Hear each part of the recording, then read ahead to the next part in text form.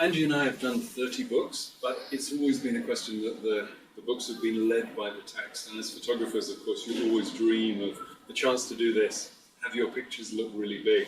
Trouble is, publishing today, big books like this, lots of colour, expensive, and not necessarily the flavour of the month with publishers. So the first thing we had to do was identify a publisher.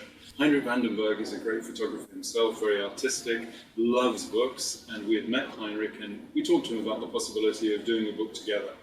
And we already had an idea. My wife Angie had come up with the idea of sacred nature with our son David, who's a designer, lives in the States. And David said, okay, let's try and create something totally different. Because in the past, our books have been very much wildlife driven by, interesting behavior, big cats, how they live, what they do. But in this sense, David said one thing to us: forget the behavior of pictures, let's try and concentrate on something that will make people want to go back and look again and again. The next challenge was to decide where we were going to print.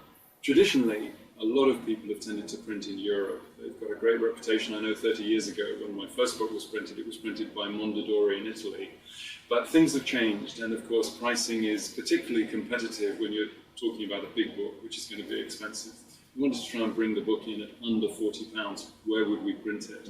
Well, we knew that Singapore was a good option. Heinrich had printed before in Singapore, and then he told us about a printer called Artron in China. He'd come across them at the Frankfurt Book Fair. They did high-end books, beautiful art books, and he said to us, why don't we look at them and see if they're competitive? Well, today we're in China. They are competitive, and they do the most incredible printing. I think we've all been bowled over by the fact of the way they match our proofs to the finished product. Now, this is a big book, Sacred Nature. We really thought, that we'll probably do this once in a lifetime, so we wanted to give it everything. Fantastic design by David, a completely different feel to it, so that really it crossed the divide between wildlife into art.